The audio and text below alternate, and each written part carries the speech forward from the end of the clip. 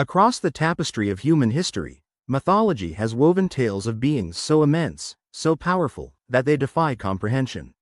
From the sacred texts of ancient India to the epic sagas of the Norse, colossal serpents have emerged as symbols of chaos, protection, and cosmic balance. Today, we delve deep into a mythical confrontation between two legendary serpents, the revered Naga of Hindu mythology and the fearsome Jörmungandr, the world serpent of Norse lore. In a battle beneath the waves of the mystical deep river, who would prevail? Let's unravel this epic clash of titans. The Naga, a term derived from the Sanskrit word for serpent, occupies a complex position within Hindu mythology. Often depicted as semi-divine beings, Nagas are both feared and revered, embodying the duality of creation and destruction. Originating from the earliest Vedic traditions, Nagas are considered the offspring of the sage Kashyapa and his wife Kadru.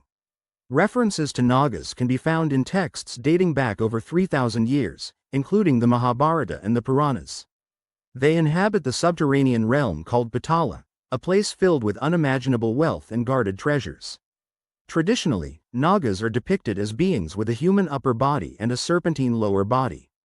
This hybrid form symbolizes their connection between the earthly realm and the underworld. However, regional variations exist, from fully serpentine forms to those with multiple heads, signifying their immense power.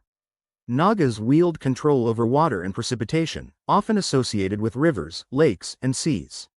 They are masters of mystic arts, capable of shape-shifting, casting illusions, and wielding potent venom both lethal and healing. In some texts, their venom is described as so powerful that a single drop could annihilate an entire army. Beyond their mythical feats, Nagas play a crucial role in Hindu rituals and architecture. Temple entrances often feature Naga carvings as protective guardians. They symbolize fertility, immortality, and are sometimes considered custodians of esoteric knowledge. Their influence extends to Buddhism and Jainism, highlighting their integral place in South Asian spirituality.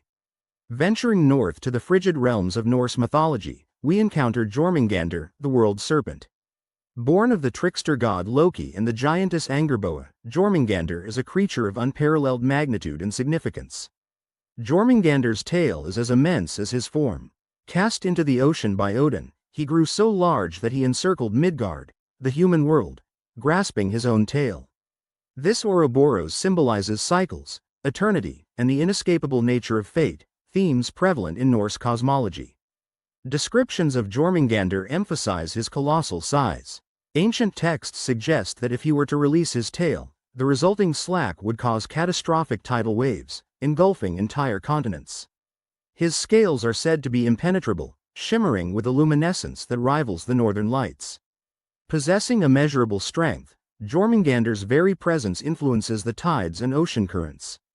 His venom is legendary. During Ragnarok, the prophesied end of the world, his poison is fated to fill the skies and seas, bringing death even to the gods. His confrontation with Thor is a centerpiece of Norse eschatology. Jörmungandr embodies chaos and the natural world's uncontrollable forces. His existence is a constant reminder of the delicate balance between order and disorder. In art and literature, he represents the unknown depths of the sea and the existential threats lurking beyond human understanding. Our battlefield. The deep river, a mythical nexus where realms intersect and boundaries blur. This river is not bound by geography but exists in the collective unconscious of mythic lore. It's a place where the Ganges meets the great oceans of Midgard, a confluence where the impossible becomes reality. How do two beings from disparate mythologies collide? Through the ripples of belief and the interconnectedness of human imagination. The deep river serves as a metaphorical and literal meeting point, where the fabric of different mythos intertwines. Here, the Naga and Jörmungandr are drawn together by disturbances in the cosmic balance, a rift that threatens both their realms. Deep within the underwater palaces of Patala, the Naga sense a formidable presence encroaching upon their domain. An unnatural turbulence grips the deep river. The Naga, adept at reading the subtlest changes in the water, feel the currents shifting erratically. Ancient coral structures crumble as a massive shadow approaches, a shadow that dwarfs even the largest of their kind. Ever the guardians, the Naga attempt to communicate, extending gestures of diplomacy through telepathic links and aquatic signals. But Jörmungandr, indifferent to these overtures, perceives the Naga as insignificant obstacles. His movements are unyielding, his eyes fixed on a purpose beyond the understanding of the serpentine deities. Recognizing the imminent threat, the Naga unleash their mastery over the hydrosphere. They summon torrential whirlpools, aiming to entrap Jörmungandr. Lightning bolts forged from ancient mantras strike towards the encroaching titan. They deploy venom laced with mystic compounds, capable of paralyzing even the most resilient foes. Unfazed, Jörmungandr counters with a massive thrash of his tail, generating shockwaves that disrupt the Naga's formations. He releases toxic fumes from deep within, a miasma so potent that it taints the water for miles. The sheer pressure of his movement creates underwater earthquakes, disorienting his adversaries. As the battle rages, the ecological balance of the deep river collapses. Schools of mythical fish scatter, and aquatic plants decay instantaneously. The skies above darken, a reflection of the turmoil below. Creatures from both mythologies witness the unfolding cataclysm, their legends colliding in unprecedented ways. In a final, desperate move, the Naga Council convenes to perform an ancient ritual, one forbidden due to its catastrophic potential. They channel the collective energy of their ancestors, attempting to bind Jörmungandr with cosmic chains forged from the essence of the river itself. The incantation drains their life force, a sacrifice they're willing to make to protect their realm. For a moment, it seems the tides have turned. The chains tighten around Jörmungandr, and the Naga press the advantage. But the illusion shatters as the world serpent taps into his primordial reserves. With a deafening roar that reverberates through the dimensions, he snaps the bindings. He then releases a cataclysmic surge of venom, a deluge that dissolves both matter and magic.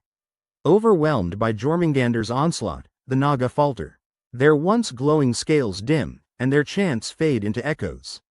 One by one, they succumb, either retreating to the deepest recesses or falling into eternal slumber. The river, once a bastion of life and energy, becomes a graveyard of lost glory. The deep river lies poisoned, its ecosystems obliterated. The vibrant hues of underwater flora and fauna are replaced with a monotonous abyss. Jörmungandr, his objective unclear, coils back into the depths. His presence lingers like a shadow, a reminder of the devastation wrought. The balance has been irrevocably altered. To dissect this epic confrontation, let's quantify their abilities. The Naga, while formidable, operate on a regional scale. Their influence extends throughout the subterranean realms and the immediate earthly plane. Their powers are diverse, ranging from elemental manipulation to potent magic. However, they are bound by the laws of Dharma and the cosmic order. Jörmungandr, conversely, embodies a universal force. His existence is tied to the fate of the world itself. He operates outside the constraints of moral codes, driven by an inexorable destiny. His physical dimensions alone surpass any creature in Hindu mythology, and his venom has metaphysical properties that affect even the divine Aesir gods. The decisive factor is scale and inevitability. Jörmungandr's role in Ragnarok places him beyond a mere creature. He is a harbinger of cosmic renewal. The Naga, despite their wisdom and power, are ill-equipped to contend with a being whose very nature is to bring about apocalyptic change. It's not just a physical mismatch but a clash of cosmic purposes.